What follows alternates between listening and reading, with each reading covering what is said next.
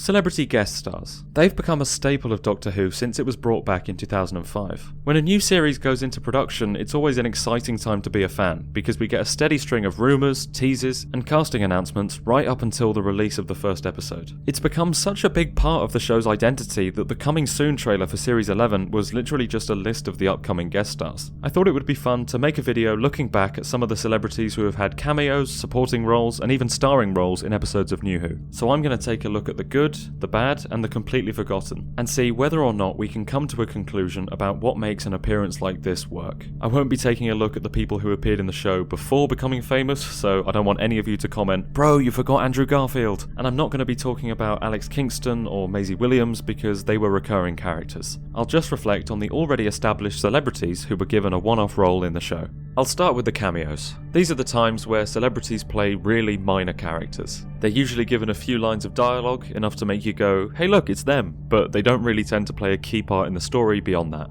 A lot of the time, this sort of role is given to comedians, and that can lead to a lot of disappointment. When I first watched through series 1 to 6, I was about 12 years old and didn't really think critically about anything. The only time I remember actively disliking something on my initial watch was Bill Bailey in The Doctor, the Widow and the Wardrobe. I'd become a fan of his when watching Black Books, a hilarious sitcom created by Dylan Moran, and I was really excited when he appeared. Then he went on to do absolutely nothing for the rest of the episode. I should have expected the same thing when Lee Mack was announced for the Series 11 episode Amazon and the Good Guys, but I stupidly got my hopes up. I was once again disappointed. Then there's Jay from The Inbetweeners in Orphan 55. I can't really remember anything he did in the episode, beyond delivering this hilariously awkward line. Dad, we're doing oxygen checks. As green as the hair on her head, Silas. I think what bothers me most about these cameos is the wasted potential. When you know these people could be brilliant in Doctor Who, it's so disappointing when they're not. For other celebrities, we know that a quick blink and you miss it cameo is all they're really capable of, so they can be quite fun. Seeing Harold Saxon being endorsed by Sharon Osbourne, McFly, and Anne Widdecombe made the Series 3 finale feel like it was set in the real world. The same goes for the various news reporters who have appeared in the series, as well as Brian Cox and Alan Sugar in The Power of Three. They're all pretty good for the 5 seconds they're on screen, but they aren't exactly very memorable. Some of the more iconic cameos can be found in Bad Wolf, when the television personalities have been replaced with robots. The standout obviously being Anne Robinson as the android. It's funny that she had a far bigger impact with her voice role than Ian McKellen did with his, and she was a much funnier robot than David Mitchell and Robert Webb were in Series 7. I feel like both of them could have done so much more, especially David Mitchell, who seems perfectly suited to play a bigger supporting role. While we're talking about the cast of Peep Show, Olivia Colman seemed like she was always destined to be on the show. She's one of those actresses who seems perfect for it. Had she not risen to Oscar-winning stardom in recent years, she would have been a great pick for the role of the Doctor.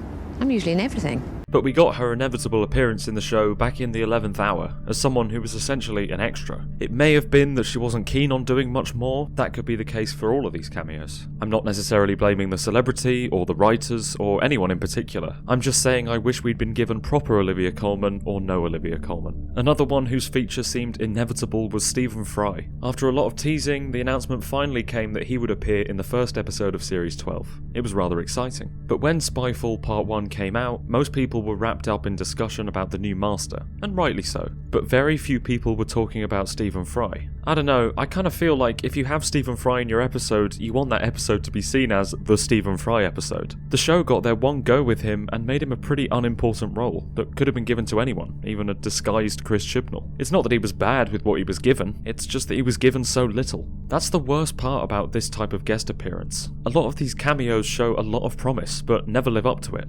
You gave me hope and then you took it away. That's enough to make anyone dangerous. God knows what it will do to me. I mentioned comedians as some of the people whose parts in Doctor Who are disappointingly naff, but it turns out they can actually shine when they have more substantial parts in an episode. Who'd have thought that? James Corden and David Walliams play pretty big roles in their respective stories, and manage to give entertaining and interesting performances, which is hard for me to admit because I'm really not fond of either of them. In a sea of Moffat-era fairy tale people, Craig stood out as someone who felt very authentic, a proper straight man to the Doctor's chaos, and Gibbis is one of the most unique supporting supporting characters the show has ever had. All I want to do is go home and be conquered and oppressed. Is that too much to ask? Sometimes, when our hearts are in the right place, and the stars are too, we're blessed with an appearance of a good comedian in a good role. Ardal O'Hanlon from the Arthur Matthews series Father Ted is one such person. He played Brannigan in Gridlock, an episode with quite a lot going on, so it's all the more impressive when he manages to stand out quite a bit. Frank Skinner is the same. He's almost in the companion role in Mummy on the Orient Express, and it would have been nice if he'd stuck around for a few more episodes. I'd love to say that all comedians are good in the show as long as they have enough to do, but unfortunately that's not always the case. Peter Kay is an important part of Love and Monsters, and he's definitely memorable. Come on, join us. Dissolve into me. But he's not great, is he? I guess we can't have everything. Obviously, there have been a number of larger guest stars who aren't comedians. Seasoned actors are often brought in to play one-off roles, starting with Simon Callow in The Unquiet Dead. His performance as Charles Dickens is still one of my favourites, and he set the bar really high for future guest stars. Luckily for us, the bar has been met and raised so many times since then. In Series 2, Anthony Head made Mr. Finch into one of the best villains New Who has ever had. Then in Series 3 we had Human Nature and Family of Blood. The whole cast of that episode knocks it out of the park, but I think it's Jessica Hines as Joan who really sells it, with the believable humanity she brings. And who could forget Toby Jones as the Dream Lord in Amy's Choice? It's such a rich and interesting performance. He's like the Wario to the 11th Doctor's Mario. Just like the comedians, the general trend is that these actors can give us much more developed and iconic performances when they have a lot to do, but this isn't always the case. An example of an exception is Richard E. Grant. It's not that he was underutilised, he was just utilised disappointingly poorly. For a man capable of giving such complex performances, it's so bizarre that he's ended up as the most generic villain in a lot of franchises. Other actors are just unremarkable characters in unremarkable episodes, like Warwick Davis and Simon Pegg. Nick Frost, on the other hand, was pretty good.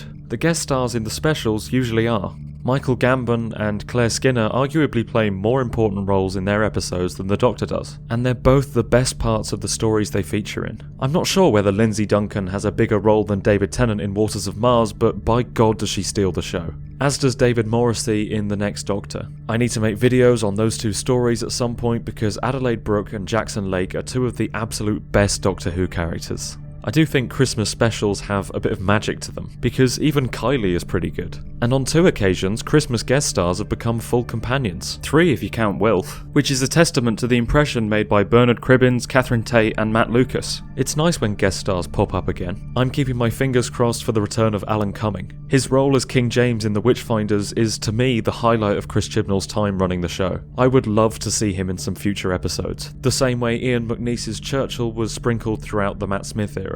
Madam, I have come to your rescue.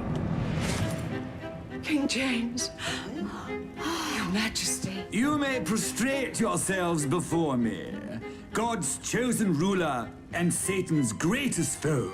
I guess it would be ridiculous to talk about the prominent guest stars without mentioning the 2 actors who took the spotlight in the Doctor Light New Who stories. Mark Warren as Elton is the reason I think Love and Monsters works so well. He was the first guest star of the new series to play the lead role, and showed how well an episode could work with the Doctor reduced to a minor character. Elton is just so great, and I can forgive the episode for all of its flaws because of him. As for Blink, there are far fewer flaws for me to forgive, but that doesn't mean I wouldn't forgive them for Carey Mulligan. People point to the mere concept of the Weeping Angels as the reason that story works so well, but I really think it would all fall apart if there wasn't such a good actress playing Sally Sparrow. She just sells the whole setup for me. I would love to see more episodes with the Doctor in a supporting role, and a guest actor taking centre stage. It can be a nice change of pace, and both the actors who have done it so far have been fantastic. So on the whole, it seems like the bigger the guest star's role, the better the performance and character. There's such a consistent ratio of prominence to memorability that I really think they should scrap the majority of the smaller cameos. If Bill Bailey doesn't want to do a proper Doctor Who role, don't put him in Doctor Who. If there's no room in the story for Olivia Colman, save her for a time where there is. It's so much less disappointing when we don't know what we're missing. Like I've already said, there are some exceptions. There was one time where a celebrity guest in an uncredited minor role made one of the greatest scenes in the show's history possible, and became my favourite guest performance. I'm obviously talking about Bill Nighy, so you can delete the angry comment you've been writing about me forgetting him. Now, I know you're all thinking, haha, Joe's been caught out. His argument is that the bigger the role, the better the role, but his favourite is a little cameo. And you'd be right. But I'd argue that although Bill Nighy's role in Vincent and the Doctor is small, it's so integral to the story. It may only be a few minutes long, but it's the most important part of the episode. It's one of the best uses for him they could have ever had. And just talking about it makes me want to go and rewatch it. So he's not the exception. He's the proof that the more important the role, the more impactful the guest appearance. It just doesn't have to be in screen time. So going forward, I think the show would really benefit from having its famous cameos far less often, so that when we do get one, the guest stars can shine. I'd like to see less of the Series 11 celebrity spam and more of the developed, thought-out characters, with the very rare sprinkling of people like McFly. Thank you guys for watching. I hope you enjoyed this little reflection on what I consider to be quite an interesting part of the show's identity. If you did, make sure to give it a like and subscribe. I'd really appreciate that. And let me know in the comments what your favourite guest appearance is in Doctor Who. This video is unlike anything I've made before, so please let me know what you thought of it down in the comments. I just thought it was worth branching out. I've started back at university and I'll burn out quite quickly if I keep pumping out those 30-minute episode reviews. I've got another video coming out in 2 weeks' time, so keep an eye out for that. And I reckon that's about everything. See you in a couple of weeks.